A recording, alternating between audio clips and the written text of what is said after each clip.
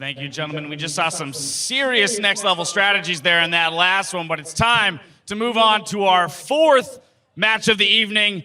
The next two to go mano a mano. First up on the blue side for Team Ice from China's LPL with the fastest win in yesterday's round of 32. Give me some noise for RooKie! And his opponent on the red side, also from Team Ice. We saw him shut down West Doors LeBlanc, and he's here to take down another Titan. Put it together for LeX! All right, gentlemen, let's have a good game. Keep it clean. LeX and RooKie coming into this one stress, and LeX, you may think, oh, he's from the CIS region, and nothing, and then took down Westor in the first round. You'd be now wrong. Going up against RooKie, who took down Meteos. This is going to be actually a really close match. It will be. I think you have to ban out Lex's Kindred. We saw that yesterday in the game against Westor.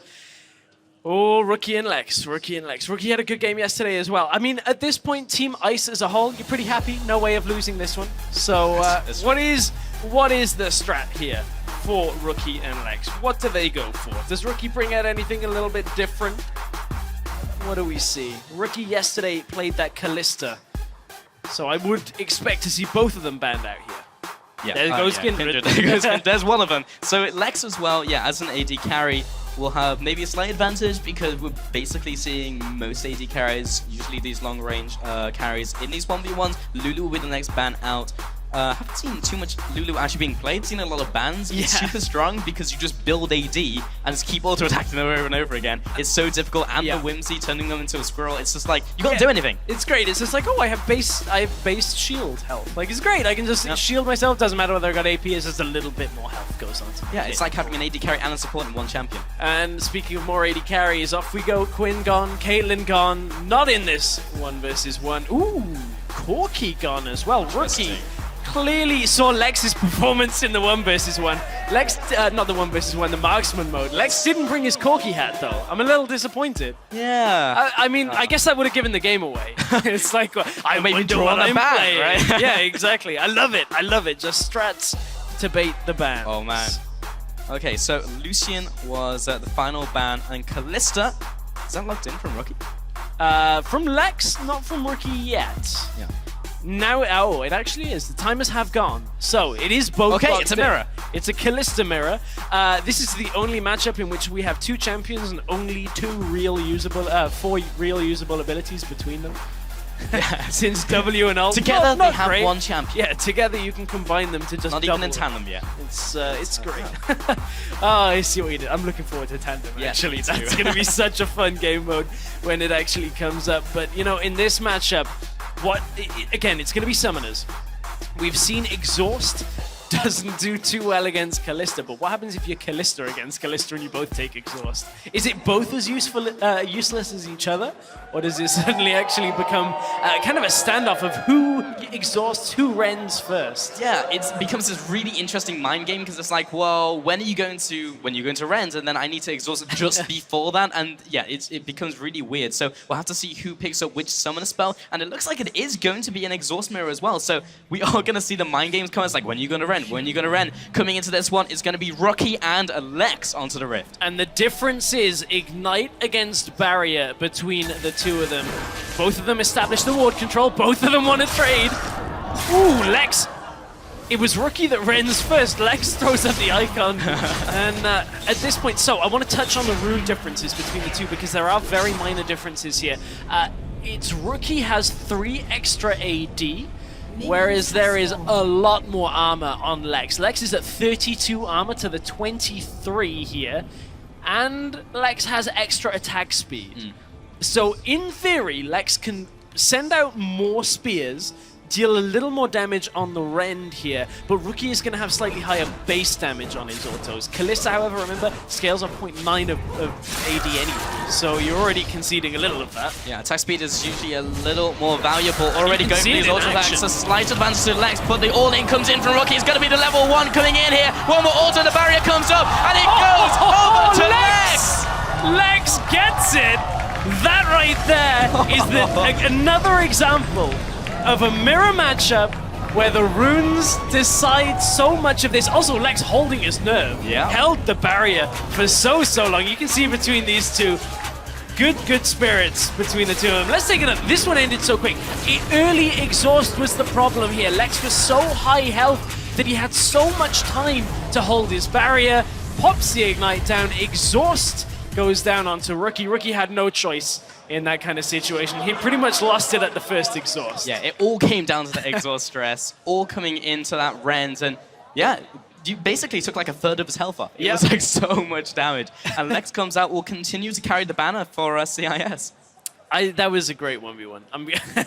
We had two really quick 1v1s, two really longer 1v1s, but that right there, LeX, just knowing the matchup in that situation, goes, okay, well, I got the barrier, I got the exhaust, and I just kind of survived through. Yeah, not just the matchup, but also the exhaust matchup, and knowing exactly when to exhaust, and as you mentioned, holding his nerve in that situation. RooKie just lost it. He was like, oh, exhaust, press all opponents. I'm going in, boys, level 2. It just didn't work out, so yeah. That was, I mean, you gotta think if you're RooKie in that situation, you're like, I've got this, guys, I've got this. I'm gonna exhaust him. Oh wait, we're both Callista. Yeah, that's not how it works. Yeah. Oh, I need to stack up the Rend first. Yeah.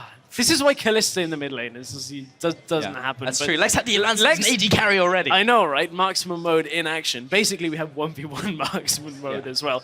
I don't know. I would have liked to have maybe seen RooKie try something like the Ziggs that we saw earlier. But I don't think it was a matchup that was the problem. I just think it was kind of going for the level 2, got very excited about it, try and get the kill. I'm so torn on these type of games as well, because I'm like, I want to see a longer game with the mirror, but I also love to see the level 1 all in as well. But anyway, with another 4 contenders eliminated, let's check in with our analyst to update the bracket.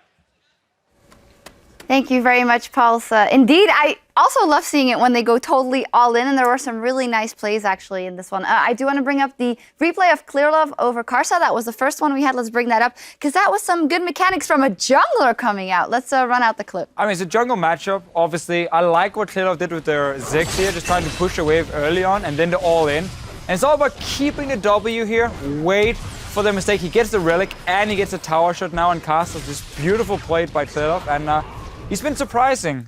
Yes, Bjergsen is in the next match here. The superfan won't be happy if Clearlove wins. The superfan. Yeah, and thinking about the Bjergsen matchup that happened with the mirror against Kira, that was actually really well played because the relic was going to spawn in 3 seconds, and the way that he dashed in is he dashed diagonal towards it, so no matter what, he's either forfeiting his life or he's forfeiting the relic, which forfeits pressure on the map. So I thought Bjergsen played that matchup incredibly well, and going up here against the victor of that, Clearlove, well, he's got his work cut out for him there. I think in the matchup against Kira, Bjergsen played the minion game really well. He was like hitting once, then going towards his own minions, whereas Kira kept going for the trades and then took so much minion damage in the long run. And then once Bjergsen got the advantage, he went all in at the right time. And yeah, I think the cues to the minion waves and how often he was landing those over Kira was a big factor. So it's like pushing, trading, not going all in, minions. It's like back and forth. You have to. Players just need to stop being so focused on I have to rush in and trade with a guy, because if you're the guy going aggressive, you'll always get more minion damage because obviously you're running through his minions. It's fine to wait. You can always just bait it out, clear the minions, then trade. Well, let's take a look at Prey versus LeX, though, because that was also decided for, RooKie versus LeX, because that was Callista versus Callista, and they just ran in, though. Let's roll the clip out. Who wants to take this one? Oh, this was actually really cool because it's the stack up here, and then it's barrier versus ignite. It's the difference, and then the Thunderlord. So he's holding it.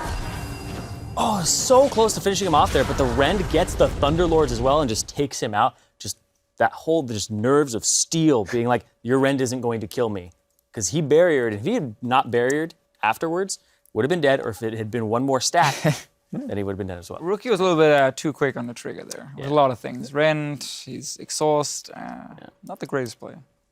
Well, we're always there and we're looking at, oh yeah, well, that was so good of him. He held this, he didn't do this. But, I mean, Niels, sometimes even in the actual game, you almost rely that much, I guess, on reaction speed in times that maybe you don't think in that moment, or what do you think happens? I mean, I think RooKie actually uses his Rend while he was exhausted there. And also, I think that barrier is better than ignite in this kind of matchup, because barrier actually takes more of damage as long as you get the full shield procced. So yeah, also the Thunderlord is more valuable in a short trade, whereas the lifesteal one is better in the like long terms. So yeah. Yeah, actually, a mechanic that I want to go over that you were talking about where you're always going to take the minion damage now, that's actually a change that we made to minions in the call for help mechanic, where it used to be the person who's being attacked sends off a radius of if they're around minions. So if you're zoning them off of their minions, they don't get help. But now the attacker also sends off something that makes the minions attack them, even if you're zoning the person. So that's why we're seeing it, even if the person's so far away from their own minion wave, they're getting attacked, that person who's attacking them in the minion wave is going to draw that aggro, which has been a recent change in the last few patches. Yeah, it's been very important here in Handling Business. I do love how we see the meta of 1 versus 1 evolving, and the pressure is on as it is. More than half of the competitors are knocked out already. So Clearlove, Bjergsen, Prey, and LeX will advance to tomorrow's quarterfinals. We'll find out who will be joining them later today for the lower half of the bracket. That also means that we already have an Ice and Fire and an Ice and Fire matchup in the quarterfinals. Clearlove, Bjergsen, Prey, LeX. So that pans out perfectly for us, at least very interesting.